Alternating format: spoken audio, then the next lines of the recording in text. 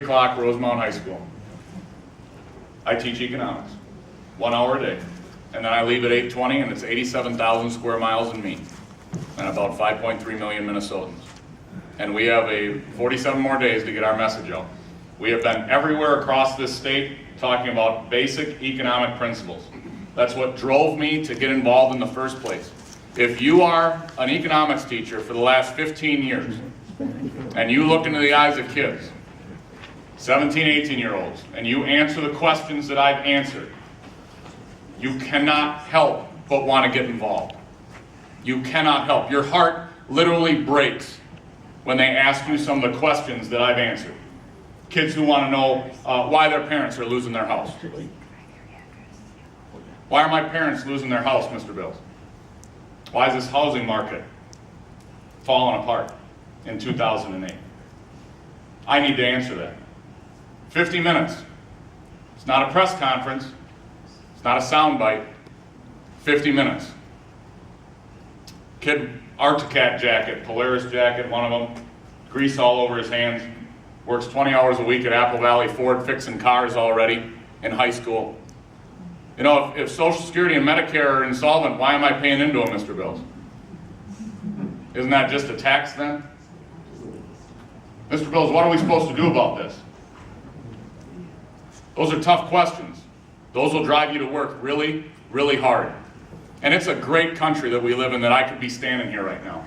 I was just on the phone with my dad today, who had some surgery. And but he's still going to go out elk hunting this coming fall, which is great.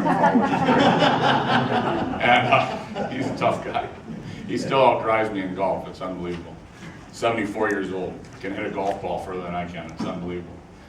But you know, one of the rare times in my life, my dad said he was proud of me. You know, and he's just not a real verbal guy. You know, he was a pipe fitter his whole life. Came back from the Army, did curb and gutter, started out as a laborer, went all the way through as a pipe fitter, retired out of 690. When I was done with high school, I didn't have enough money to go to school. He made sure that I knew that. We didn't have enough money to send me to school. And I went into laborers too. And I started building roads and ripping out freezer units and removing asbestos. And I worked really hard for about a year and a half. Got enough money and went to Winona State, met my wife, Cindy, got married 17 years later, 4 kids, and 16 years into teaching economics. That's a story that hits people across Minnesota because I've been there. Cindy and I are that middle-class family. We're a family of 6. We survive well within the $40,000 to $118,000 range that they say that's middle class for a family of 3. We're kind of in the middle there somewhere. We have a family of 6. Cindy runs a licensed home daycare out of our house.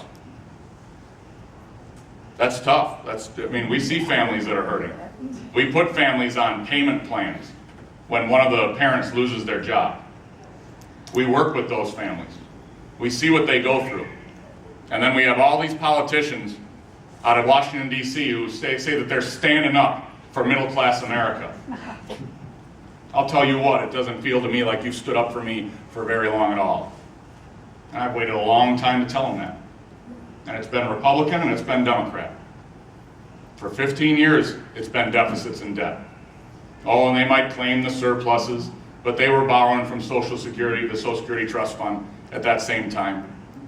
And we need to stand up and go fight for this country. Because it's not Republican versus Democrat this year, it's America versus DC and what it's become. And that's why we're going to fight so hard. Because this thing should mean something. It's just at rest right now. Sometimes.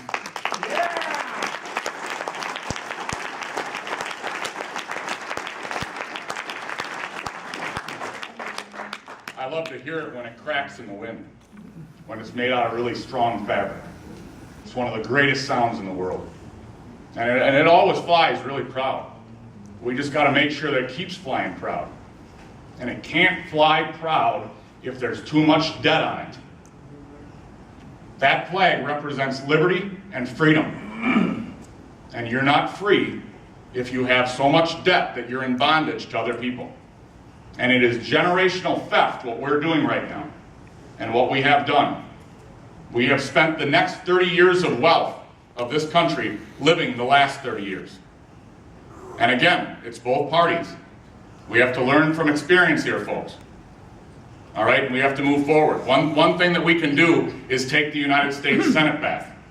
What the United States Senate has done in the last few years, the last year specifically, has been reprehensible to that flag and the Constitution. We haven't had a budget in 1,238 days. We have a process called filling the tree, where Harry Reid will fill all the amendments up on a bill so that there is no debate, no discourse, no amendments in the highest, most deliberative body the world has ever known, in the greatest country the world has ever known. We're supposed to debate. You can still be civil. I'm a public school teacher and a real strong conservative. I've been in my share of debates, especially in the teacher's lounge. It's okay.